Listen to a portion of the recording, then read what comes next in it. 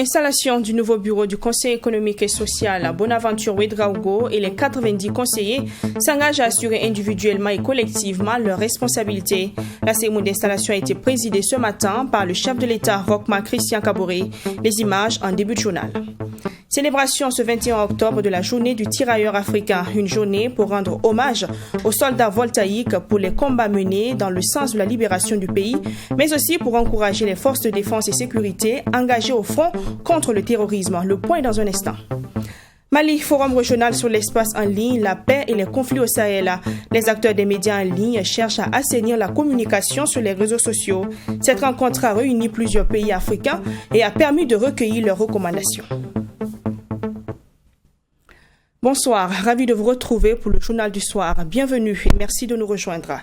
Conseil économique et social, le président Bonaventure Ouédraogo, installé dans ses fonctions. Le président du Faso, Roch-Marc Christian Kaboré, a procédé dans la matinée de ce jeudi à l'installation du nouveau président du Conseil économique et social, CES, ainsi que des membres de cette institution. Cette cérémonie d'installation fait suite au décret pris le 29 septembre dernier par le président du Faso, portant nomination de Bonaventure Ouédraogo à la tête du CES. Mamitriana Kamapo. Il est le 12e président du Conseil économique et social. Le nouveau président du CES, Bonaventure Ouédraogo, a été installé dans ses fonctions par le président du Faso, Roch-Marc Christian Kaboré. Cette cérémonie d'installation fait suite au décret pris le 29 septembre dernier par le président du Faso portant nomination de Bonaventure Ouédraogo à la tête de cette institution. Le président du CES et les 99 membres que compose cette institution sont chargés de donner leur avis sur les questions à caractère économique, social et culturel. En cette cérémonie solennelle, marquant votre installation en qualité de président du CES, je vous exhorte à vous engager pleinement et à ne ménager aucun effort dans l'exercice de vos fonctions et pour l'atteinte des objectifs dévolus à l'institution dont vous avez en premier la charge. Il vous faut œuvrer sans relâche pour l'accomplissement des missions qui vous sont dévolues, afin qu'ensemble nous bâtissions à l'unisson une nation solidaire, forte et prospère. Au demeurant, le Conseil économique et social devra davantage imposer sa marque au paysage institutionnel du Burkina Faso par la pertinence de ses avis et recommandations bâtis sur l'expérience, la science, la sagesse et la diversité de sa composition. Le président du CES et l'ensemble des 99 conseillers entendent prendre individuellement et collectivement leurs responsabilités. Ils comptent orienter leurs actions à travers 6 axes. Il s'agit entre autres de réviser le cadre juridique de l'institution afin de le rendre plus efficace et de renforcer l'action du CES au niveau international.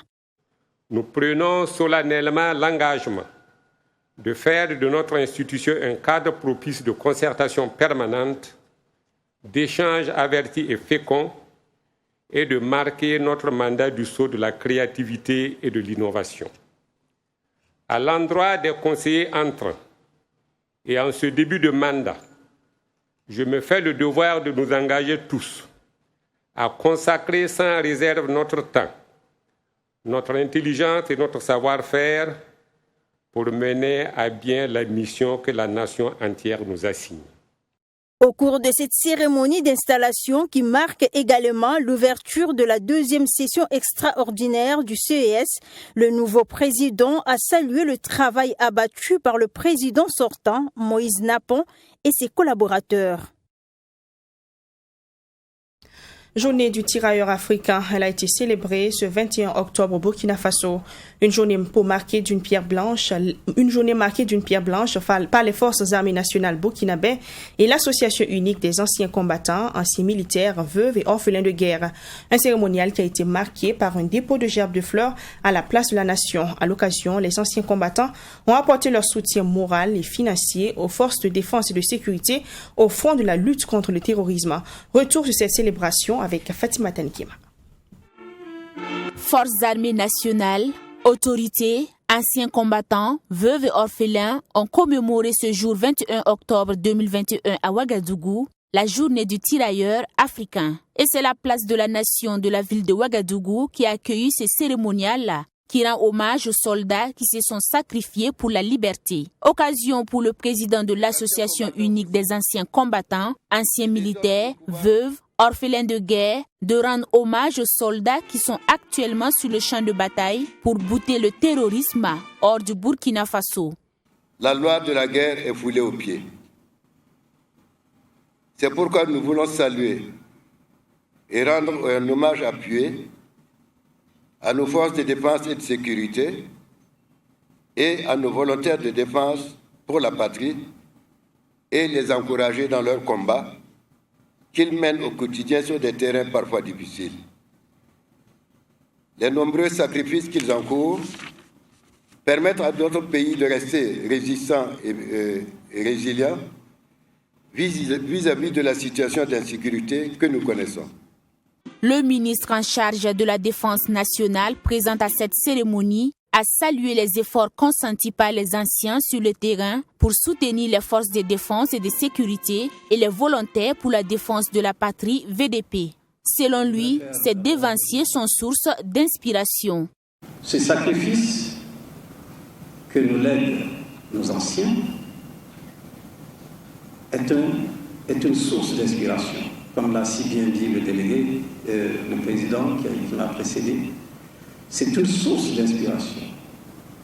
Et nous voudrons donc nous engager sur ce chemin donc de l'honneur pour continuer le combat pour la liberté de notre nation. Pour mémoire, cette cérémonie en l'honneur du tirailleur africain a été marquée par des dépôts de gerbes des forces armées nationales burkinabè et de l'ambassade de la République française. Occasion également pour l'Association unique des anciens combattants, anciens militaires, veuves et orphelins de guerre de soutenir les VDP avec une enveloppe financière d'1 million de francs CFA. Le contrôleur général de l'État, Luc Marius Ibriga, a effectué une visite dans la matinée de ce jeudi au ministère de la Fonction publique, du Travail et de la Protection sociale. Accompagné d'une délégation, cette visite de Luc Marius Ibriga s'inscrit dans le cadre du devoir de redevabilité qui oblige les administrations publiques à faire voir à l'autorité supérieure du contrôle de l'État et de la lutte contre la corruption ASELC le travail qui se fait en leur sein. Serge Kabouri. L'espace d'implémentation des innovations du ministère de la Fonction publique, du Travail et de la Protection sociale a reçu ce 21 octobre la visite du contrôleur général de l'État, Luc Marius Ibriga. Au cours de cette visite, le premier responsable de l'autorité supérieure du contrôle d'État et de la lutte contre la corruption ASELC a pu toucher du doigt les réalités du ministère à travers une visite des lieux. Du guichet unique de traitement des actes de carrière, en passant par le secrétariat permanent de la modernisation de l'administration et de la bonne gouvernance, jusqu'au cabinet et même au bureau du ministre. Bref, le contrôleur général a suivi le traitement des dossiers et les procédures de travail des agents. Également en marge de cette visite, Luc Marius Ibriga a eu droit à plusieurs communications avec l'équipe technique à travers une séance de travail. Là également, des grandes lignes des politiques et stratégies du ministère, en passant par le renforcement des capacités institutionnelles et organisationnelles, ainsi que la présentation sur les innovations majeures des statuts particuliers de métier, la visite a été riche en enseignements selon les propos du contrôleur général qui s'est engagé à accompagner le ministère dans son élan. L'ASE ne peut qu'appuyer cette démarche qui introduit non seulement de la transparence, mais qui est un mécanisme de prévention de la corruption. Donc, nous sommes venus encourager M. le ministre et ses collègues pour qu'ils continuent dans le chemin qu'ils ont opté, le chemin du changement, le chemin de la prospective, qui doit nous permettre d'anticiper les problèmes et de pouvoir construire une administration efficace pour un État efficace. Tout en saluant la visite du contrôleur général de l'État, l'hôte du jour, le professeur Seni Ouedraogo, s'est réjoui des observations et recommandations de l'ASCE-LC. Moi, je suis heureux. Tout ici n'est pas parfait, c'est loin d'être parfait. Mais l'idée, c'est de présenter, de faire des temps d'arrêt, de faire des présentations. Et puis que les institutions qui sont en charge du contrôle de la lutte contre la corruption, du haut de leur expérience, de leur regard externe, ils peuvent nous dire ça c'est bon, ça c'est pas bon, vous devez améliorer tel aspect. Je pense que c'est le plus important de la démarche et nous sommes très heureux encore ce matin d'avoir reçu des observations, des recommandations qui vont permettre d'améliorer tout ce qui est en train d'être fait. L'accélération de la procédure de délivrance des actes a été démontrée séance tenante au contrôleur général à travers la délivrance de son arrêté de mise à la retraite moins de 5 minutes après avoir pris son numéro matricule. Cette visite au sein du ministère de la fonction publique, du travail et de la protection sociale a pris fin par la signature du livre d'or. Éducation, journée de concertation MENA-PLN commune, édition 2021 dans la région des Hauts-Bassins. Une rencontre présidée par le ministre Stanislas Ouaro ce jeudi matin. La dite concertation a réuni les communes des régions de la Boucle du Monde, des Cascades, du Sud-Ouest et des Hauts-Bassins. L'objectif de cette rencontre est d'amener toutes les communes à renforcer la participation communautaire à la gestion des transferts en éducation à travers la mise à disposition d'informations fiables sur l'exécution et le suivi des compétences et des ressources transférées. Joseph Koudko. Ils sont réunis pour 48 heures de concertation entre collectivités territoriales et le ministère de l'Éducation nationale et de la promotion des langues nationales. Un rendez-vous du donner et du recevoir qui regroupe les communes des régions de la Boucle du Monde, des Cascades, du Sud-Ouest et des Hauts-Bassins.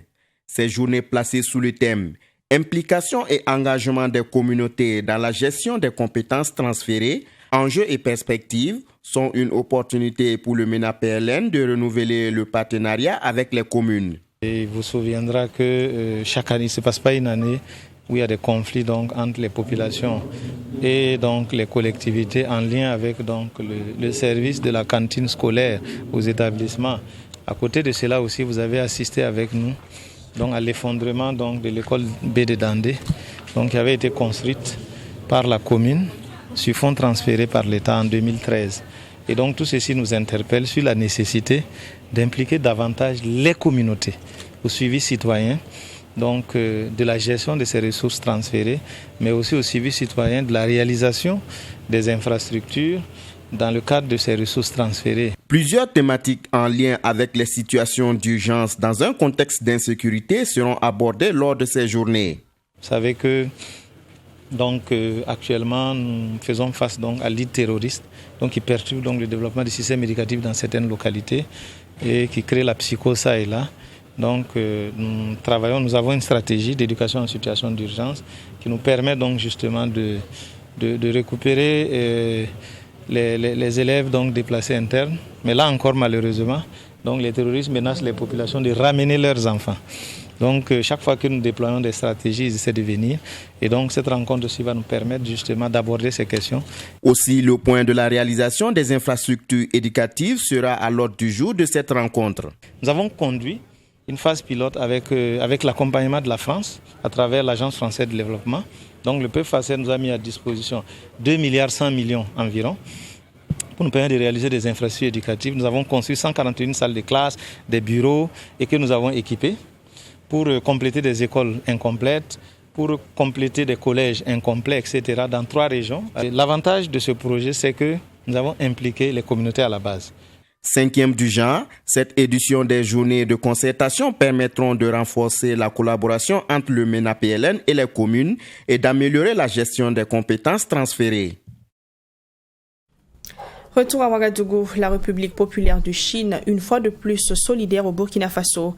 Elle a, à travers son ambassade au Burkina Faso, fait don de 100 tablettes au centre hospitalier universitaire de Tengango. Le don a été remis ce jeudi 21 octobre 2021. Ce don est estimé à 10 millions de francs CFA et va permettre de renforcer les capacités opérationnelles de la direction de la prévention par les vaccins au niveau déconcentré. Le point avec Yassine Sawatko. La République populaire de Chine vole une fois de plus au secours du pays des hommes intègres. À travers son ambassade au Burkina Faso, 100 tablettes de marque Lenovo ont été remises au centre hospitalier universitaire de Tengango. Ces tablettes, selon l'ambassadeur de la Chine au Burkina Faso, vont renforcer la lutte contre le Covid-19. Alors on a bien étudié la possibilité, c'est pour ça que ça vient. C'est 100 tablettes d'une valeur à peu près de 10 millions francs CFA. Et puis j'espère que ça va faciliter ou bien ça va soulager les conditions de travail pour les agents de santé, justement donner notre contribution pour l'amélioration de la situation de Covid-19 ici. Et puis j'en profite aussi le moment, justement pour donner un appel encore une fois au public. C'est qu'il y a sûrement une recrudescence au niveau mondial du Covid-19. Il faut toujours alors être encouragé pour recevoir le vaccin, non seulement protéger vous-même, mais aussi protéger votre membre de famille.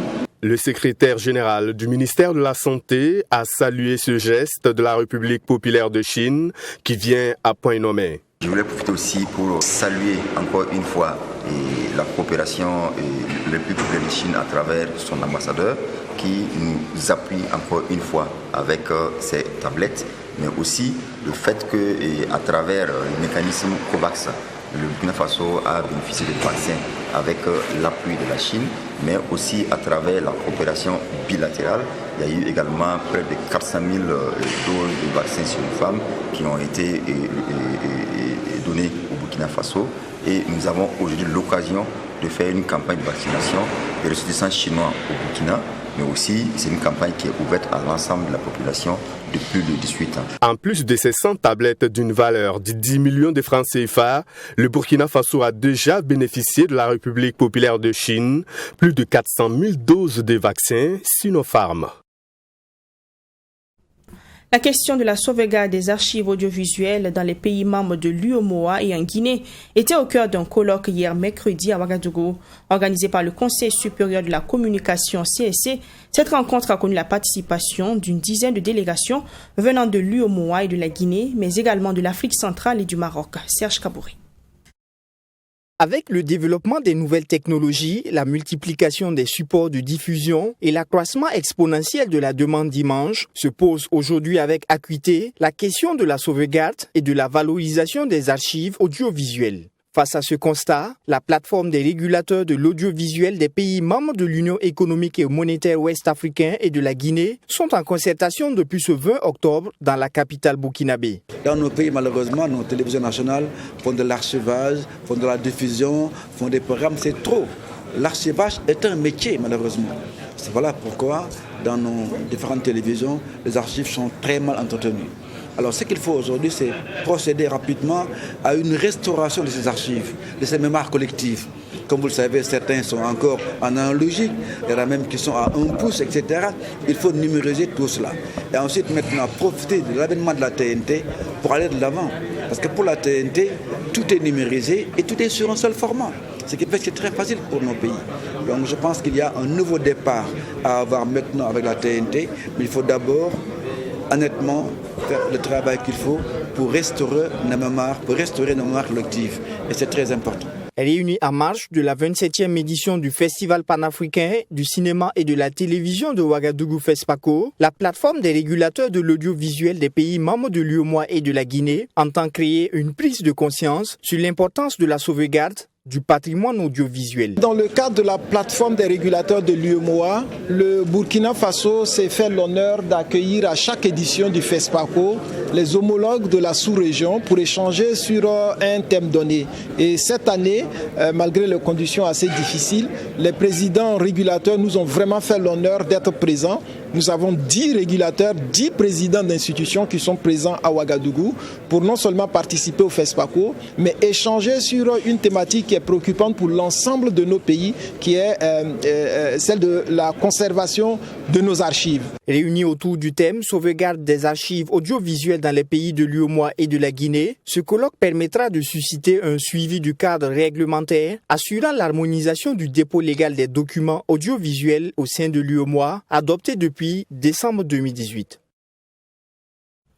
FESPACO 2021, les ministres en charge de la santé et de la culture ont effectué ce mardi une visite sur le site du Festival panafricain du cinéma et de la télévision de Ouagadougou. Une visite qui se veut un signe d'encouragement aux festivaliers. Occasion toute donnée au ministre de la Santé d'inviter tous les acteurs du festival au strict respect des mesures barrières contre le Covid-19. Plus de détails dans ce reportage de Béranger Zambulongo qui porte la voix de Cheikh Omar Ouedraogo. La ministre en charge de la culture au siège du FESPACO, site qui abrite le marché international du cinéma africain MICA. À ses côtés, le ministre de la Santé, Charles Ouedraogo. Élise Tchembiano dit être venue encourager les acteurs du 7e art africain qui ont fait preuve de résilience en faisant le déplacement à Ouagadougou en dépit du contexte sanitaire en lien avec le Covid-19. Les gens sont résilients et ont tenu quand même à tenir ce festival-là pour dire que nous devrons nous aussi nous adapter à notre environnement. Et c'est pour ça donc que je suis venu vraiment féliciter tous ceux qui sont venus, les encourager et leur dire donc que mon ministère reste à la disposition donc de tous ceux qui œuvrent dans ce domaine-là et leur dire que nous partageons les mêmes inquiétudes, nous partageons les mêmes joies et dans cette situation de Covid, nous devons donc nous tenir la main dans la main pour pouvoir en tout cas avancer. Pour le ministre de la Santé, le cinéma peut constituer un canal de sensibilisation contre la pandémie du Covid-19 et le FESPACO un tremplin pour nouer des partenariats dans ce sens. Nous sommes preneurs pour regarder comment nous pouvons aider à faire la promotion de ce type de films. Les films qui ont traité de la lutte contre la Covid-19, qui ont mis au devant les conséquences de ce drame. Un film qui permet de mettre en place et en relief le dispositif mondial de riposte contre la maladie, avec un accent particulier sur la vaccination et les fake news qui réduisent les efforts du monde, eh bien nous sommes prêts à faire la promotion de ce type de film. Ça c'est très important parce que ceux qui ne croient pas à la sensibilisation par divers canaux et qui aiment le cinéma, eh bien ça sera l'occasion pour eux de comprendre que si les cinéastes se sont engagés, c'est que c'est une réalité. Chacun a sa sensibilité. Tout en rappelant la nécessité du respect des gestes barrières, le ministre de la Santé a invité les festivaliers à se faire vacciner gratuitement à travers le dispositif mis en place spécialement à la faveur du FESPACO. De la littérature au FESPACO 2021, le livre du cinquantenaire du Festival panafricain du cinéma et de la télévision de Ouagadougou a été présenté hier. C'est un livre collectif subdivisé en 3 tomes de 600 pages chacun qui retrace l'histoire du FESPACO de 1969 à 2019. L'œuvre a été édité par le réalisateur Gaston Kabouré en collaboration avec Indiana University Press. Le livre du cinquantenaire du FESPACO a été coproduit par le FESPACO et Black Camera, la revue internationale du cinéma. Ce livre collectif de 3 volumes est un récapitulatif de l'ensemble des éléments de l'histoire du cinéma africain à travers le Festival panafricain du cinéma et de la télévision de Ouagadougou. La première partie évoque notamment les défis et l'évolution du cinéma africain, la deuxième partie, entre autres, les antécédents coloniaux, et une troisième partie qui remémore les prises de position, les déclarations et résolutions prises durant les éditions passées du FESPACO. Le FESPACO est la plus grande manifestation continentale en matière de cinéma. Sa naissance précoce, 9 ans après nos indépendances, lui a donné aussi un rôle particulier à jouer. De savoir comment c'est né, d'où on vient, ça nous prépare à pouvoir faire d'autres choses avec puissance, intensité et conviction. Et ce livre est une revendication historique de dire l'Afrique est capable de faire sa propre histoire, d'écrire sur elle, de penser par elle-même, de contester, de contredire et d'expliquer dans la longue durée pourquoi des gens ont offert leur vie à faire des films. Ce livre, en plus d'être un récapitulatif historique du FESPACO, est un recueil de témoignages d'acteurs du cinéma africain, de journalistes et de personnes ayant pris part à ces festivals-là. Un livre intitulé Cinéma africain manifeste des pratiques pour la décolonisation culturelle. Quand nous parlons de décolonisation culturelle, c'est comment on se réapproprie sa propre parole, on se réapproprie ses propres imaginaires, comment on constate et qu'on commence à créer des films qui parlent de nous dans toute la complexité de nos existences, le passé, le présent, le futur, et avec une certaine sensibilité qui est propre à nous, qui est plurielle, parce qu'on dit l'Afrique par commodité, mais nous savons très bien qu'il y a beaucoup d'Afrique. On dit le cinéma africain, mais on sait très bien qu'il y a une diversité de cinématographie, d'auteurs et d'autrices de cinéma. C'est cette diversité qui est la richesse sur laquelle nous devons nous fonder pour continuer de faire avancer ce cinéma du continent. La publication de ces 3 ouvrages de plus de 600 pages chacun a été possible grâce à la collaboration avec le professeur Michael T. Martin et son université Indiana University Press. Ce projet bénéficie également de l'accompagnement de la coopération suisse. Les 3 ouvrages existent en version anglaise et française. Mali, forum consultatif régional sur l'espace en ligne, la paix et les conflits au Sahel. Il s'est tenu ce mercredi à Bamako. Initié par l'ONG Search for Common Ground, ce forum, qui a pour thème les défis et opportunités pour la prochaine décennie, regroupe des chercheurs et acteurs des médias en ligne venus du Mali, de la Côte d'Ivoire, du Burkina Faso, du Niger et du Sénégal. Les participants ont formulé des recommandations qui seront remises aux autorités compétentes. Reportage de notre correspondant au Mali, Bourema Soulo. Les réseaux sociaux sont des canaux d'information, mais des canaux conflictuels, avec la diffusion de fausses informations. Situation à laquelle veut remédier l'ONG Search for Common Ground, qui organise ces forums régionaux sur l'espace en ligne, la paix et les conflits au Sahel. Pour ces chercheurs, les solutions des conflits se trouvent sur le terrain. On ne peut pas sortir d'une situation sans comprendre. Et la meilleure manière de comprendre les conflits ou ces crises que nous avons, c'est de les questionner. C'est d'aller dans les racines, dans les profondeurs de ces crises. Remuer en fait ce qui paraît caché, ressortir des choses du ventre de ces crises-là et à partir de là, dégager des pistes de solutions.